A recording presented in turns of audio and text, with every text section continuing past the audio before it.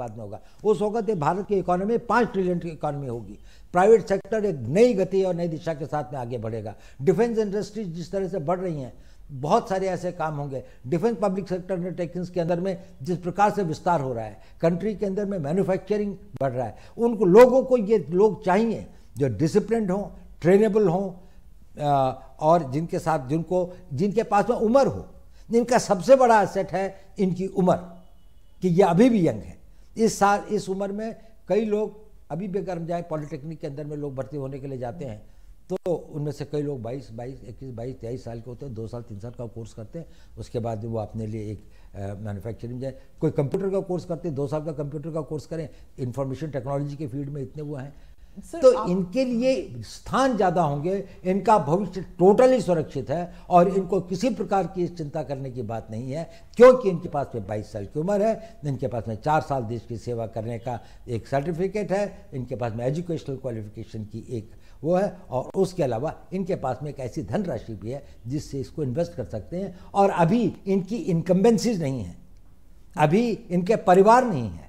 जो ट्रेनिंग के लिए चाहे तो कोई मद्रास जाना चाहता है, कोई कश्मीर जाना चाहता है, कहीं भी जा सकता है। वो मोबाइल है।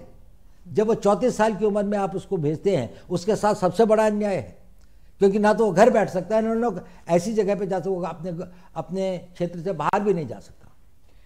आई गेट दैट अबाउट कि जब वो बाहर निकलते हैं। Now the thing is that आप खुद गांव से हैं sir, you are a son of an army person. You have worn the military uniform, the police uniform. You've been awarded the Kirti Chakra, military honor for a policeman. You understand that when you go back to the village, the respect that a uniform gets. Now, many in the villages are saying कि ये 4 साल के छोकरे बाहर निकल के आएंगे, they will not be given the same respect. That वर्दी will not have the same honor, the respect that it had, because it doesn't carry with it the weight of national service over decades. मेरे ख्याल से ये भी पूरा भ्रम है।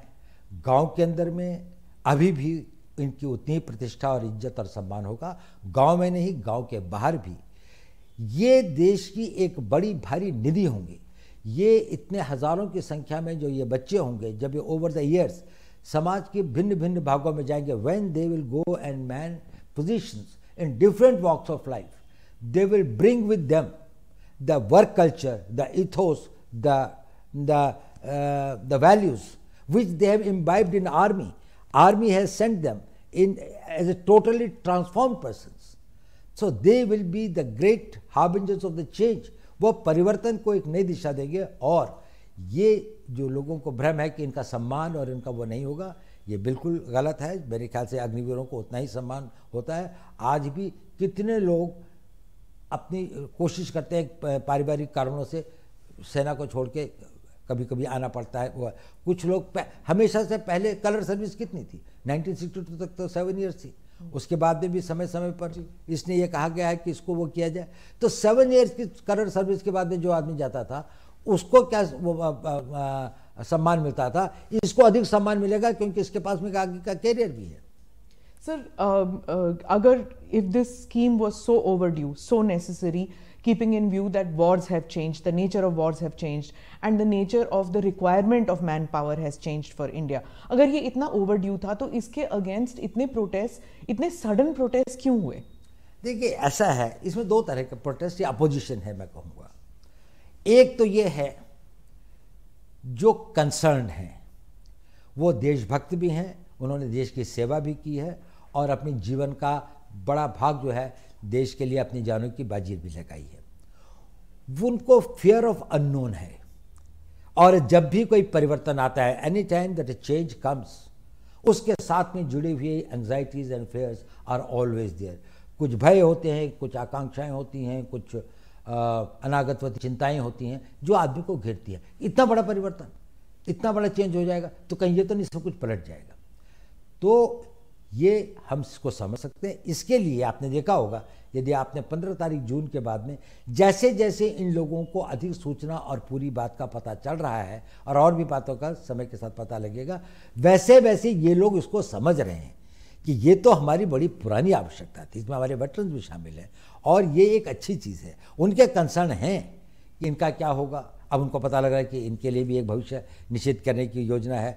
उनको ये लग रहा है कि आर्मी के अंदर में जो एक्सपीरियंस लोग रहेंगे कि नहीं, अब उनको भी पता लग रहा है कि नहीं, आर्मी तो एक्सपीरियंस लोगों की, आर्मी डिमोबिलाइज हो रही है, ये लोग तो रहेंगे ही, और इसके बाद में जो आएंगे वो अग्निवीर के स्ट्रीम से आएंगे, वो एक दूसरे स्ट्रीम से आ रहे हैं, पर यही फिर आगे इनके 5 साल 6 साल 15 साल ये और सर्विस करेंगे।